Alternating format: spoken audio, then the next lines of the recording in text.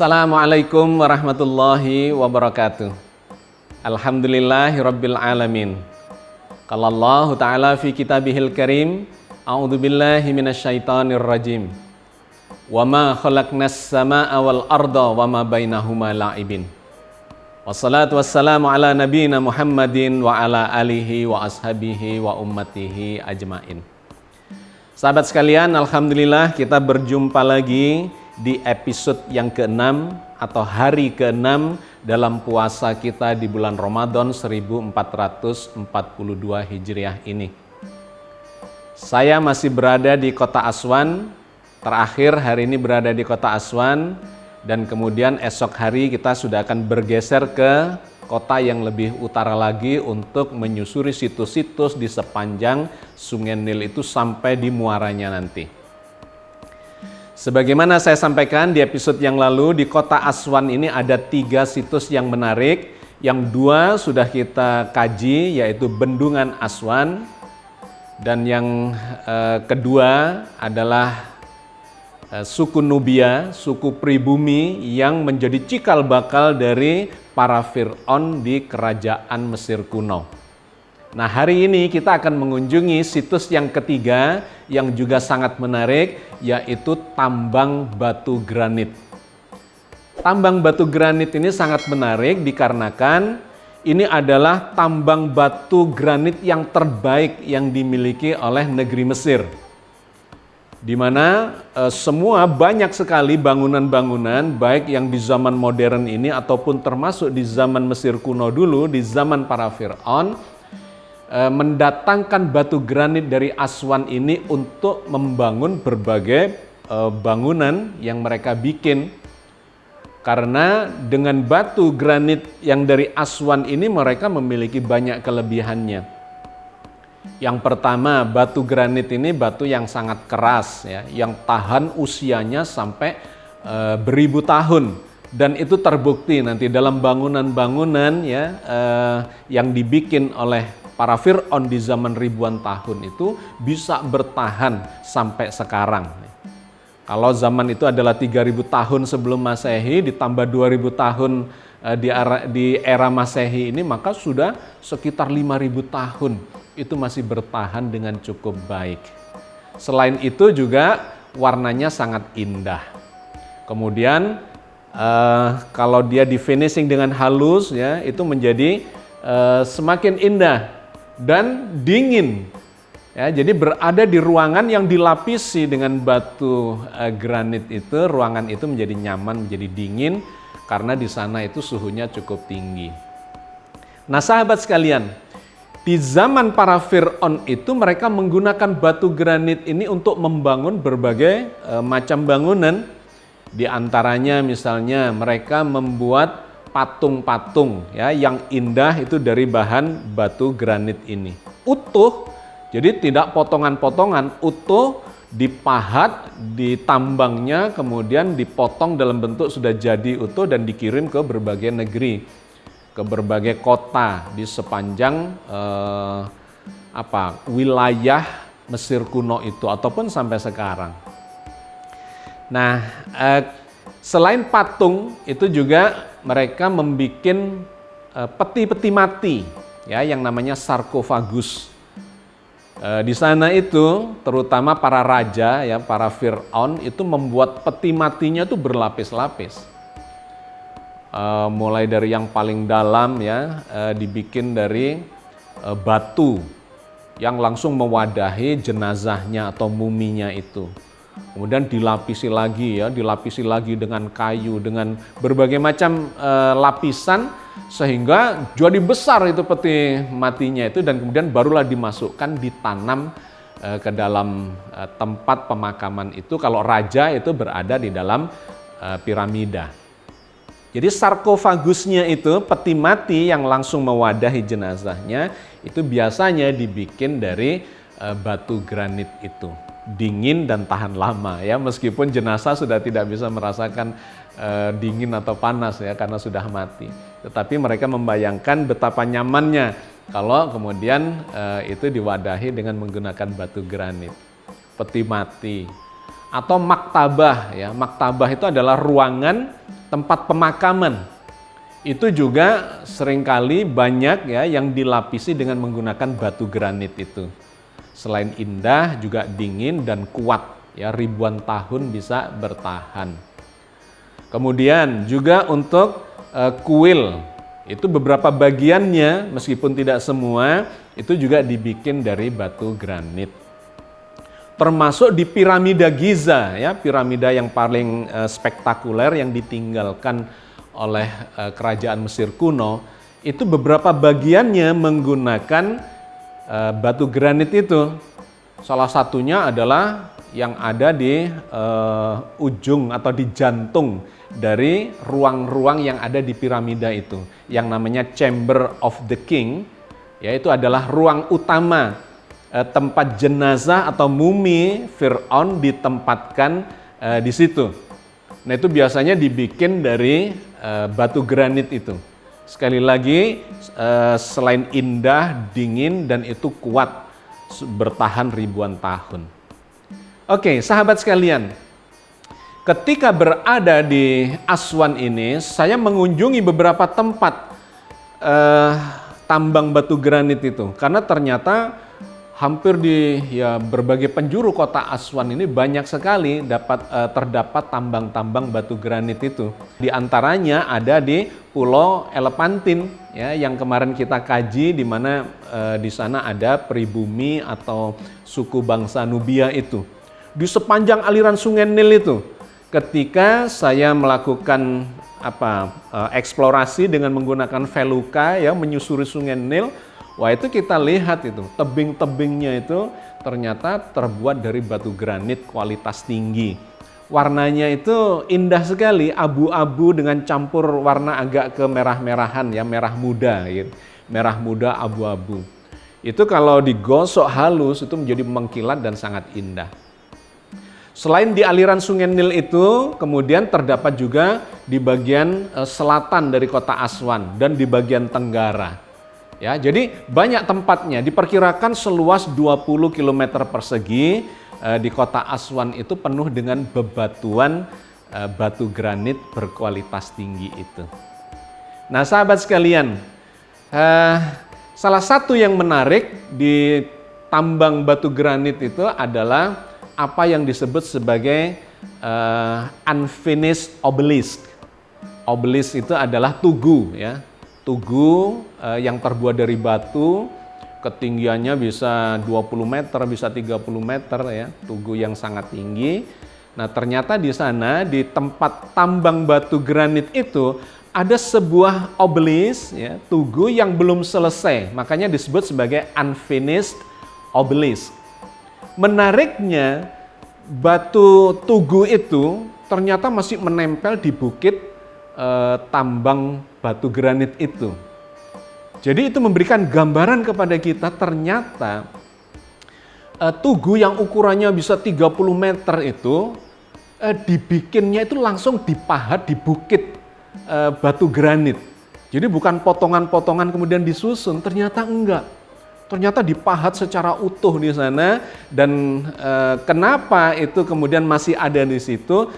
Nah, ternyata unfinished obelisk itu adalah pesanan dari seorang Fir'aun wanita di abad ke-15, yaitu Hatshepsut. Ya, dia adalah seorang Fir'aun wanita yang menyamar jadi laki-laki. Menarik, nanti kita explore lagi di episode yang berbeda.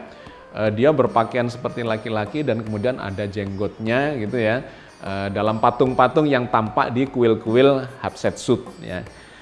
Sahabat sekalian, menarik, jadi ternyata obelisk itu, tugu-tugu itu dalam ukuran yang sangat besar, dibikin secara utuh, dipahat langsung dari bukit batu granit itu, dan kemudian dikirim secara utuh. Ini yang luar biasa, menimbulkan banyak pertanyaan. Kenapa? Karena itu berat sekali, puluhan ton. Dan itu kemudian bisa dikirim ke berbagai negeri, bukan hanya di kawasan di tempatnya Hatshepsut itu, melainkan juga sampai ke Alexandria. Itu jaraknya dari Aswan lebih dari 1000 km. Nah, bagaimana mereka mengirimkan itu ke sana? Ternyata ya memang menggunakan jalur transportasi yang ada di Sungai Nil itu. Karena kendaraan darat tidak memungkinkan untuk itu. Cara membawanya dan kemudian jalanan yang belum tersedia, ya infrastrukturnya dengan baik dan seterusnya, maka satu-satunya jalan itu ternyata menggunakan jalur Sungai Nil itu. Tetapi untuk mengangkat yang puluhan ton itu, maka muncullah beberapa teori dan kemudian beberapa data-data ya yang bisa digali artefaknya, bahwa mereka itu ternyata menggunakan perahu berganda, ya, perahu ganda. Jadi dua perahu di kanan kiri, yang tengahnya itu dikasih tempat untuk meletakkan obelis itu atau beban batu yang akan dikirimkan yang ukurannya puluhan ton itu. Nah, jadi dua perahu ini berfungsi sebagai pemikul dari beban yang dibawa di tengahnya itu. Nah, bagaimana cara mereka memindahkan ya loading barangnya? Itu ternyata digelindingkan dengan menggunakan gelondongan kayu. Digelindingkan turun sampai ke tepi sungai, kemudian di sungai itu di tepiannya ada dua perahu yang di kanan kiri, yang di tengahnya ada papan atau tempat untuk meletakkan beban itu. Nah, dibawalah mengikuti aliran sungai itu. Kecepatan dari aliran Sungai Nil itu sekitar 30 km per jam. Jadi kalau cuma mengikuti begitu saja ya tanpa menggunakan dayung ataupun layar, itu kecepatannya sudah 30 km per jam. Maka dalam kurun waktu beberapa minggu itu sudah bisa sampai di muara Sungai Nil ya. Alexandria itu ada di muara Sungai Nil itu. Nah, sahabat sekalian, jadi luar biasa ya, waktu itu kita bisa mendapat gambaran bagaimana teknologi mereka untuk membawa barang-barang yang berat itu, termasuk yang paling berat itu adalah yang dikirim ke Giza, yaitu Chamber of the King. Chamber of the King itu adalah ruang makam yang berada di dalam piramida. Jadi piramida yang berukuran besar itu jantungnya ada satu tempat yang namanya Chamber of the King. Ketinggiannya itu ada di sekitar 100 meter dari permukaan tanah.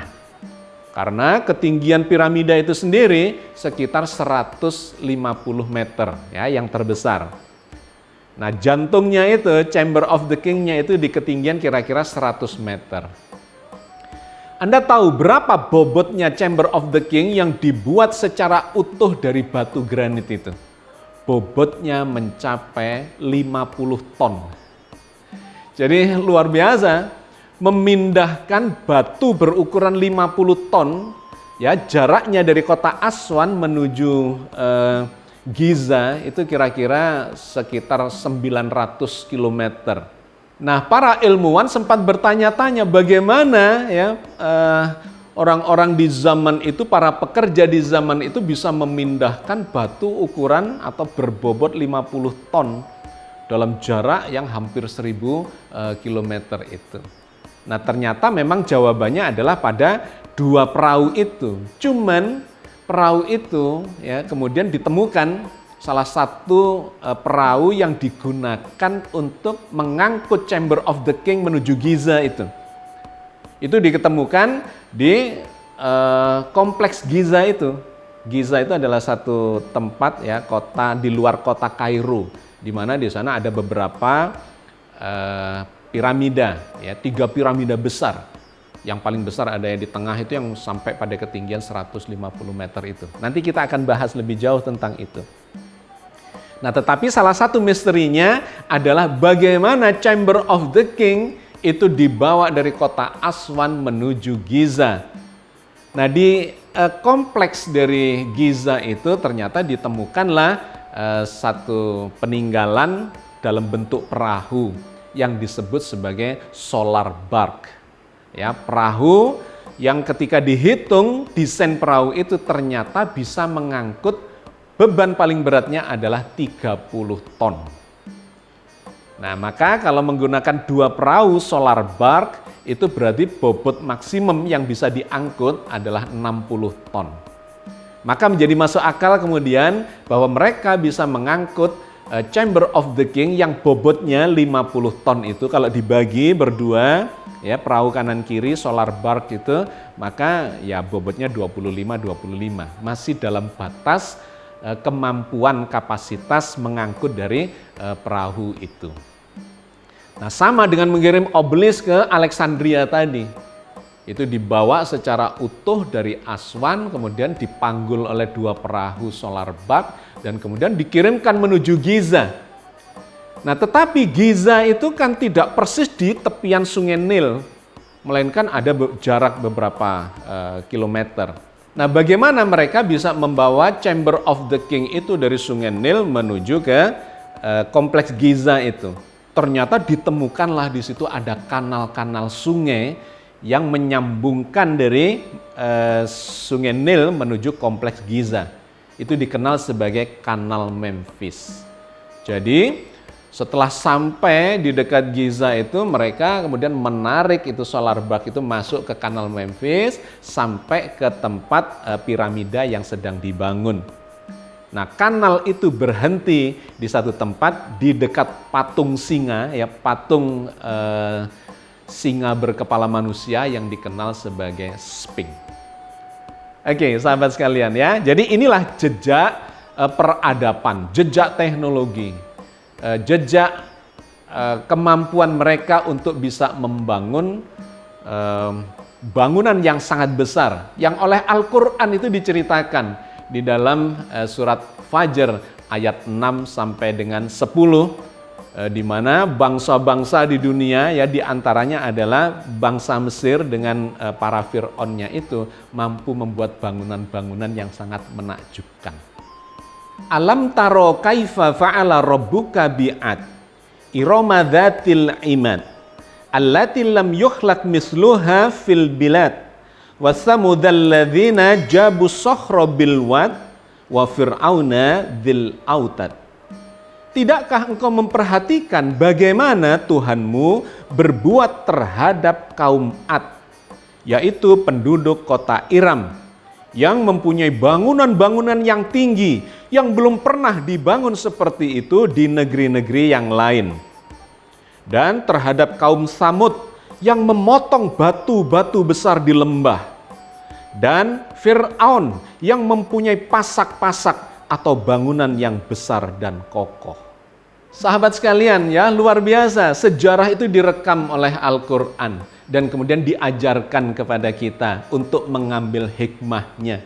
Bahwa di zaman dahulu memang ada beberapa bangsa yang sudah menguasai teknologi tinggi, memiliki bangunan-bangunan yang tinggi, bangunan yang besar, terbuat dari batu yang dipotong, itu luar biasa. Memotong batu granitnya, granit itu sangat keras. Jadi itu pasti teknologi gergajinya ya, sudah mengenal logam besi dan seterusnya dalam bentuk gergaji mesin pasti. Karena kemudian bisa dihaluskan ya sehingga tampak indah dan sebagainya. Nah, itu ada kaum Ad, kaum Samud dan seterusnya sampai kemudian disebut juga kaum Fir'aun itu. Mereka adalah bangsa-bangsa besar yang bisa membangun kota yang belum pernah dibangun sebelumnya di tempat yang lain. Itu sengaja ditinggalkan jejaknya sampai sekarang oleh Allah menjadi pelajaran buat kita bersama. Bahwa peradaban yang tinggi pun kalau kemudian mereka itu tidak menjalankan perintah ilahiyah yang menjadi fitrah kemanusiaannya, berlaku tidak adil, ya, kemudian zalim kepada rakyatnya dan melakukan banyak kejahatan-kejahatan, maka pada ujungnya mereka akan mengalami kehancurannya. Sahabat sekalian, saya kira saya cukupkan sampai di sini kajian kita kali ini. Mudah-mudahan memberikan hikmah bagi kita dalam bulan Ramadan yang penuh hikmah, bulan yang penuh berkah, bulan yang mulia ini. Amin ya rabbal alamin. Assalamualaikum warahmatullahi wabarakatuh.